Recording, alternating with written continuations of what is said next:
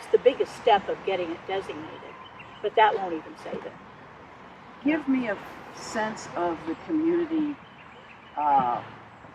sentimental value. It's huge, and I didn't know that either. When I started this and we got the Facebook page going with the help of another gentleman, and all of a sudden the community just poured their hearts out. We've got over 150 different photos and testimonials, and Miss Sarah there contributed one that was a tearjerker beyond belief. People have come here to be married. We've witnessed a wedding here, and they have come here for their graduation ceremonies. High school kids coming to a bridge. Who would have thunk it, right? Yeah. Prom pictures. We've just had several proms, and they were lined up out here to have their prom pictures taken here. We've had, expectant mother pictures, engagement pictures. We've had people dancing on the bridge for pictures. The cheerleaders have come every year since 1992 to have their yearly yearbook picture taken right here. You even have rock stars and rappers. Yeah, we have rock stars and rappers, the Beastie Boys, of which I know very little about, except that they're famous. They included this bridge in their very, very last video of them being together. I Zoomed yesterday with Daniel, one of the engineers. Oh yeah, a wonderful guy. And they see, obviously they're in the business of restoration and they feel strongly about it, but they see no reason Correct. to do this work. And they said the damage that's observed probably was a result of the moving. That's correct. Yeah. The damage that was cited in the 2020 report that closed the bridge was misinterpreted by the engineers that inspected it, because they don't know anything about truss bridges. We haven't built any since probably the 1960s, so they don't know about it. They've not been educated. So they looked at it and they felt it was a load issue, and it wasn't. We feel now, after talking to Daniel and Jim, that basically when they moved, and I've got pictures of when the move was occurred, that they drug the thing with a bulldozer and they racked it. And it obviously didn't mean anything to them, or they wouldn't have gone ahead and put it up and used it. This bridge had an 18-ton triaxle rating, which is 36,000 pounds. So it was nothing wrong with it then, and there's nothing wrong with it now that requires its closing. Yeah. Especially since all it needs to be now is a pedestrian bridge. We have another entrance. And when we polled the campers and said, well, what would you guys like, a brand new one-lane bridge, or do you want to keep that? And we polled them online and we polled them in person. And it was 100%. We don't want any one-lane bridge, especially when it's sharing the travel lane with pedestrians. They all freaked out about that. So it was done for 50 years here, but that was the necessity of what they created. We don't have to do that anymore. So the proposal is calling for another one lane? Yes. I know. Is that insane? And the problem with that one lane is they can't change the approach. Both that approach, which is like a 7% grade, and this short 72-foot approach is completely against anything with a big rig wants to ever deal with. And you're going to have a visual, well, you won't for a while, because they're going to clear cut all these trees. All this is going to be gone.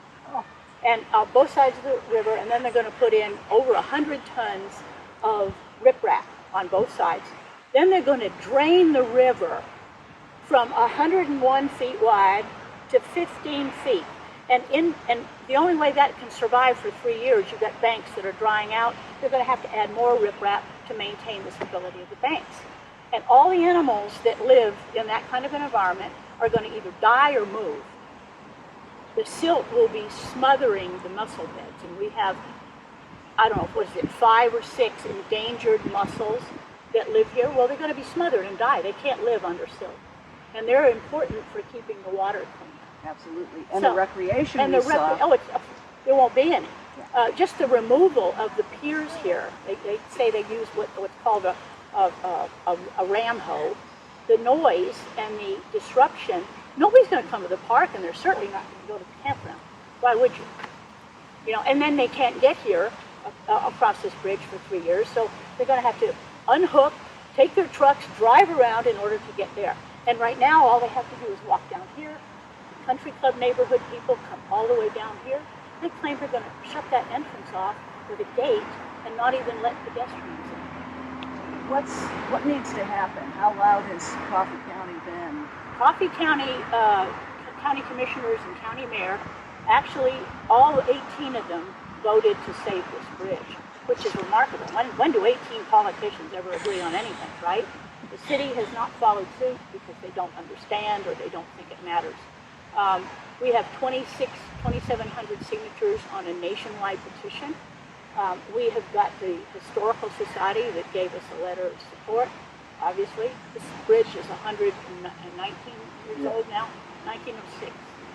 It's the last one of its kind because of those portals, and it was built by the National Bridge Company. How can you remove something from an historical park that was built by a National Bridge Company, not even an outlier company, and then claim that you are the Tennessee Department of Environment and Conservation? And their mission statement says that the historical values of all of our assets is so important that money is no object, and they would do it no matter what public opinion was. And they're going to remove this bridge. And they want to put it down there, part of it. They started out with all of it. Now they're going to just take part of it, they say, and stick it on an old abutment that they haven't even engineered to handle it, 200 feet from the 41 bridge, and they're going to call it a wedding and meeting venue.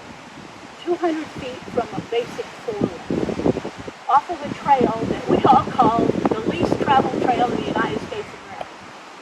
So it's unbelievable. There's something else there that either it's just they're angry because we found out about them and now they're going to stick their feet in the sand.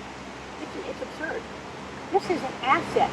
Like Gary was talking earlier, you can put that whole entrance into memorial bricks that people can buy in memory of the people. We can put benches up here that we've had people say that they would be happy to propose and support and dedicate to loved ones.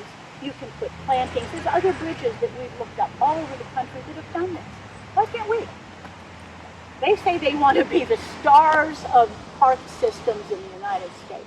And they're going to tear the bridge. Gary, I'm going to adjust right here. I've got you mic'd up, so I'm just going to focus you. Stand by there, Doug.